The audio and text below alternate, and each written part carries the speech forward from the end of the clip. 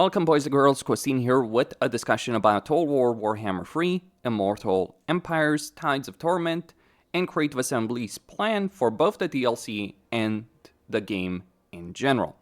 So as expected, based on the teaser trailer that CA released, as well as various leaks, it is going to be Norsca that's going to be part of this DLC alongside Slaanesh. The third race is very likely High Elves. If you look at the colors in the teaser trailer, if you look at various leaks, it's very likely going to be High Elves, Aislinn, Caradhran of the Flame. There's all kinds of hints. I would be surprised at this point if it wasn't High Elves.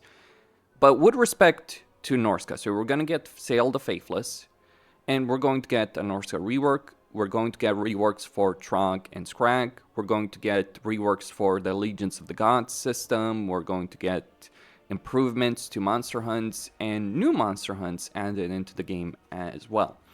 For Trog and Wulfric, so with Wulfric, we're going to have Seafang, and based on what they were talking about in this video, it is going to be a teleportation ability on the campaign side of things, I imagine. And that makes, by the way, perfect sense, because out of all the characters that have teleportation in Total War Warhammer 3, only Wulfric really deserves it, and he doesn't have it at the moment. So it makes sense for him to get it. Less sense for, say, Arbol or Maneater to have it. Far less sense with Maneater in particular.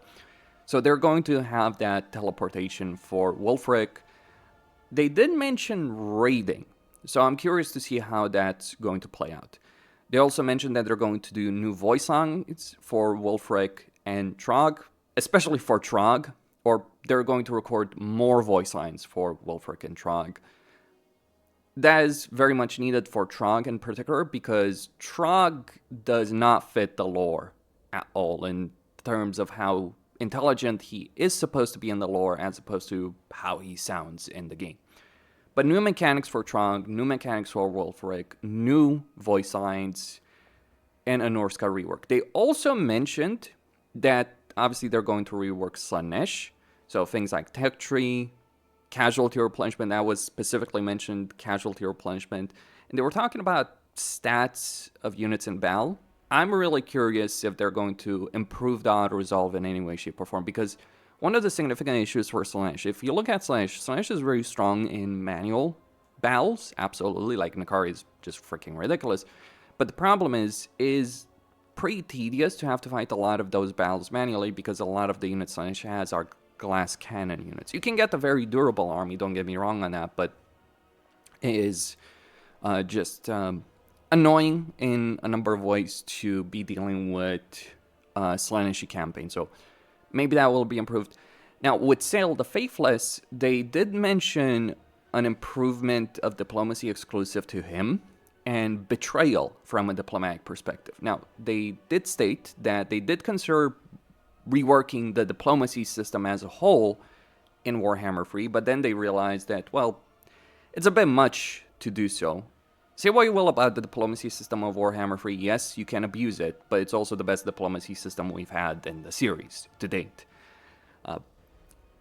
I do think something like a betrayal, especially for Tretch, would be very welcome, but they're going to do that for Sayl. They also reference the Changeling in comparison to Sayl, so Sayl is not going to be the Changeling. He's going to have some manipulation in terms of diplomacy based on what they were talking about, but he is going to have settlements, he is going to have more regular campaign as opposed to the nonsense that the Changeling has.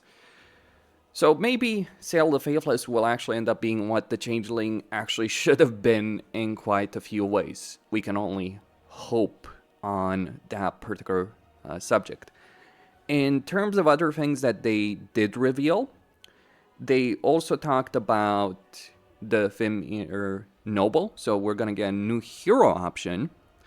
So you were not getting a melee lord, we're getting another melee hero for the Fimir. I'm curious in terms of that, like they mentioned that he's going to buff Fimirs, okay, fair enough. The Balefiend is mostly there for magic and casualty replenishment. I do wish Balefiends were available far earlier on in a campaign, because, and honestly, I would just vastly prefer the ability of getting Fimir even at tier 2 or tier 3 to increase capacity. Like, give us Bale Fiends at tier 2. Give us that casualty replenishment because it does matter for Norsca. But I guess we'll find out how they end up handling it. It's interesting to note that 2 of the races that they're tackling with this DLC, both of them, one of the things that affects both of them in a bad way is their pretty bad auto-resolve. So if you look at Slaanesh, if you look at Norsca, that is a factor. Now, some other things they talked about with regards to what they're planning on doing for Total War going forward. They mentioned the Kislev rework and the effort they put in with that. And apparently it was a lot more than they bargained for, like the amount of time it took, the amount of effort it took to really get that rework done. And what they mentioned is they're not going to do something like that again for a moment. Like, what they're looking at doing for the moment is they're looking at updating the game systems. How do I view that?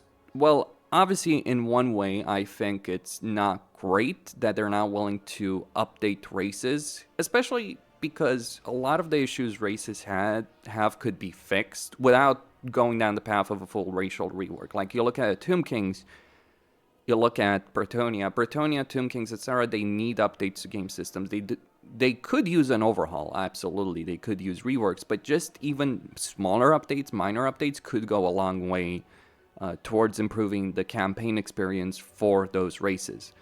I guess Creative Assembly is in the perspective of we're not going to do those big overhaul we're not going to do those small changes. We're going to go for the big overhauls, and I think there is a significant value proposition for just like minor changes, economic changes, army capacity, hero recruitment. I think that would be really good. They did mention that they're going to change the ancillary system, the way it works.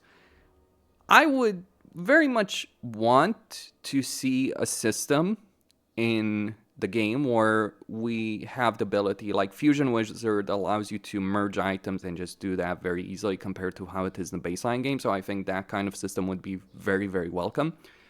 And based on the video, it is very clear that CA Sophia is handling most of what remains of Warhammer 3. Now, this is great because CA Sophia does know what they're doing in a lot of ways. They've had a lot of great ideas. If you look at Troy, if you look at Pharaoh, especially Pharaoh dynasties, like the introduction of lethality as well as various other things they did there were a lot of great things. Problem has always been, though, with CA Sophia, and I'm talking here all the way back to Troy, it's like balancing of these various ideas. So there's a lot of imbalance in Troy. There's a lot of imbalance in Pharaoh dynasties. And yes, there are issues with Omens of Destruction as well. So that would be one thing I would like them to see better. Because if you look at Omens of Destruction, there's certainly some balance issues and some design issues over there with execution of like Skull Taker's campaign in Austria. They haven't been fixed. Hopefully they will. At one point or another, there's issues with Gorbat, etc. So I would very much like to see improvements in that. Not just great ideas, but also execution, rebalancing, fixing, all that. I understand that there's limited resources. And this brings me to kind of the final point. And something Legend of Total War was talking about as well in his own video, that Creative Assembly did put in a lot of resources last year for Thrones of Decay, Omens of Destruction, okay. But apparently Omens of Destruction didn't do as well as they would have wanted, so it seems like they're reducing the resources that they're spending on Warhammer 3 and moving those resources towards the future Total War game, which is 40k based on a lot of the information we have. How do I feel about that? And mind you, that's speculation, part of it is leaks, part of it is speculation. Make of it what you will. How do I feel about that? Well, on one hand, I think it makes sense for Creative Assembly to do so because there's only so many people right now that are interested in Warhammer 3. But on the flip side, I will argue this.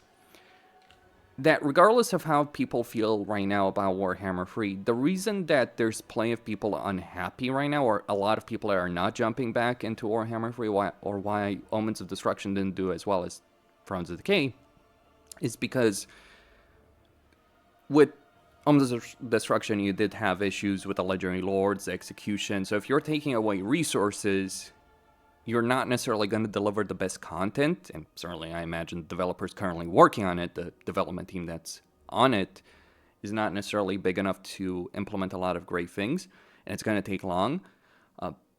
So it is that kind of situation where it's like, oh, we're not going to devote the resources because we don't think people are necessarily going to buy it in the numbers that we want them to. There's a fair argument on that, but I can tell you as well that if Creative Assembly were to spend more resources in Warhammer 3, they would gain that player interest. It's also a marketing situation, from my point of view, like what they've done for the last few months, especially with the Kala and Slaanesh, has not been great. In fact, it's been some of the worst marketing they've done. Like, they have these kind of periods where they do really freaking well from a marketing standpoint. Like, you look at Forge of Castors, you look at the Immortal Empires launch, like the proper launch, not the beta launch. You look at the trailers, you look at community interest.